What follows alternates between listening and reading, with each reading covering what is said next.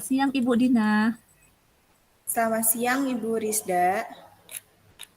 Bagaimana kabarnya hari ini Ibu Dina? Baik Bu, cuman agak sedikit bingung sih Bu. Apakah ada kesulitan?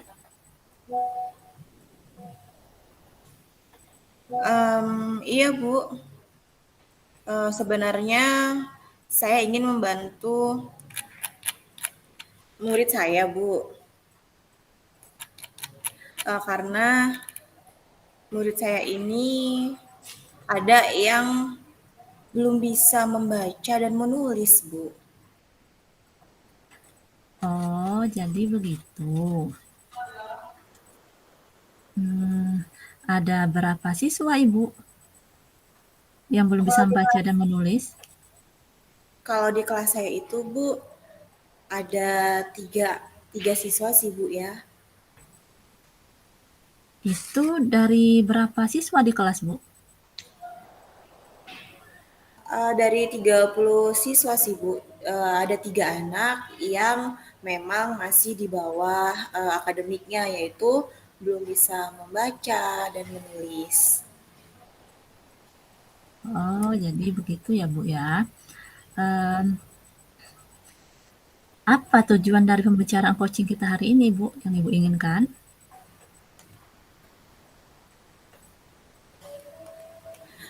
Tujuan saya agar anak itu bisa sih Bu, bisa seperti teman-temannya, bisa membaca, bisa menulis, tidak mengeja lagi dan menulisnya cukup lancar. Itu sih Bu yang saya harapkan, tujuan saya. Ya, bagus sekali ya Bu ya harapannya agar siswa tersebut bisa menulis, membaca secara lancar seperti teman-temannya yang lain ya Bu ya. Nah, jadi hambatan apa yang bisa membaca dan menulis Bu? Hambatan-hambatannya Bu, yang pertama ya Bu, uh, ada anak yang pertama itu perlu memahami huruf Bu, karena dia itu belum kenal huruf, belum hafal. Kalau dibilang sih belum hafal, dia dari A sampai Z itu belum hafal alfabet. Lalu yang kedua, anak itu eh, tidak diperhatikan oleh orang tuanya. Orang tuanya sibuk bekerja. Jadi anak itu ya belajar sendiri di rumah. Kalau ada PR ya kerja, tapi ya kalau salah nggak ada yang ngasih tahu di rumah Bu, tidak ada mendampingi. Lalu kalau yang ketiga Bu, anak ini nih berdasarkan hambatan yang saya observasi, dia ini juga tidak didukung oleh orang tuanya. Orang tuanya ini hanya ingin anaknya itu naik kelas tanpa bisa akademik yang dipelajari di sekolahnya. Hambatannya itu, Bu. Oh, jadi begitu ya Bu ya hambatan yang Ibu hadapi. Yang pertama tadi ada siswa yang belum mengenal huruf. Yang kedua, kurang perhatian dari orang tuanya ya Bu ya. Dan yang ketiga, tidak didukung oleh orang tuanya ya, masalah akademiknya. Jadi, bagaimana solusi Ibu untuk menghadapinya, Bu? Iya, Bu. Solusi saya itu, Bu, sebenarnya saya ini akan mengarahkan murid untuk menyiapkan papan abjad dan menyusun kosakata.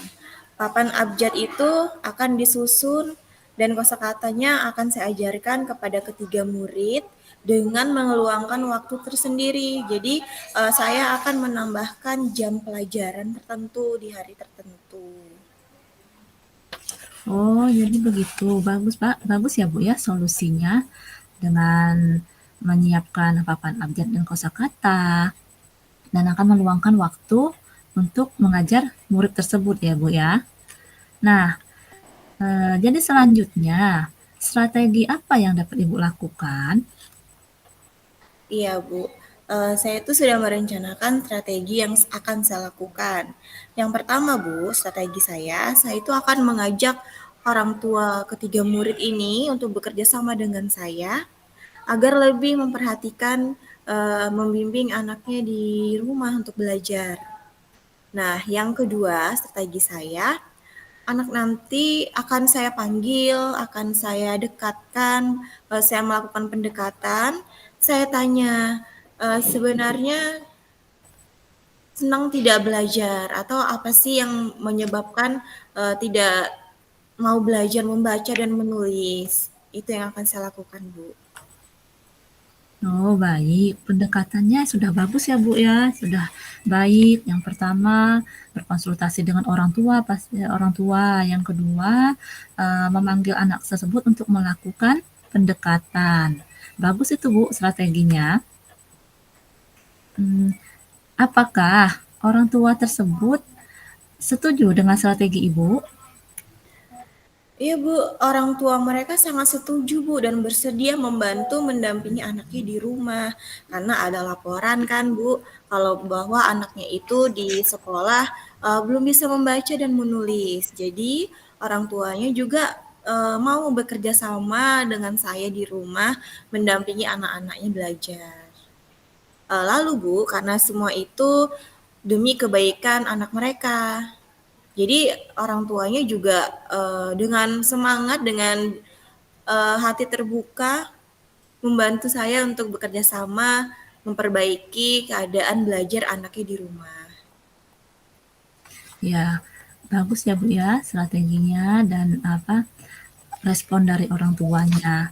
Selanjutnya, hmm, kapan Ibu akan menerapkan strategi Ibu? Saya akan menerapkannya pada jam-jam yang pendek Bu, seperti jam hari Rabu ya Bu, itu kan pendek. Mungkin seminggu sekali Bu, saya akan bisa melakukan strategi yang saya terapkan tadi. Nah, bagus ya Bu ya, semakin cepat berarti semakin bagus ya. Ibu akan menerapkan strategi yang Ibu lakukan tadi. Nah, sebelumnya apa yang Ibu rasakan ketika coaching ini? Sebelumnya saya itu merasa bingung sekali loh Bu. Tapi setelah saya melakukan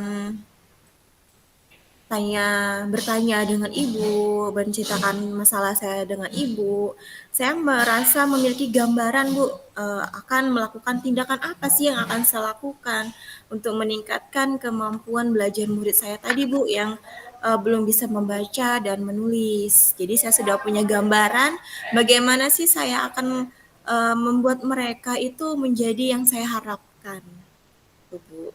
Ya, jadi sudah ada gambaran ya Bu ya, bagaimana siswa yang akan Ibu harapkan nantinya. Baik Ibu, setelah Ibu menerapkan strategi ini, nanti kita berjumpa lagi ya Ibu ya. Saya akan mendengarkan cerita Ibu lebih lanjut, apa perkembangan siswa tersebut ya Ibu. Iya Bu, saya mengucapkan banyak terima kasih ya Bu ya, karena sudah menjadi pendengar dan penyimak yang baik buat saya Bu. Saya jadi curhat sama Ibu nih. Makasih ya Bu ya Yang waktunya ya Bu ya ya. sama-sama Ibu. Doakan ya Bu ya semoga saya berhasil ya Bu ya menerapkan strategi dan pendekatan terhadap murid saya yang kurang bisa membaca dan menulis tadi ya Bu ya. Makasih ya Bu. Ya, semoga strategi yang Ibu terapkan berhasil ya Ibu ya untuk kedepannya. Makanya nanti kita ngobrol lagi ya Bu ya. Saya ingin dengar cerita Ibu selanjutnya ya. Iya Bu, nanti saya kabarin ya Bu ya bagaimana perkembangan sebelum dan sesudah saya melakukan refleksi terhadap anak-anak belajar ya Bu ya. Oke, Oke, makasih ya saya Bu tunggu ya ya. Ibu Iya kabarnya. Bu, ya makasih. Sama-sama.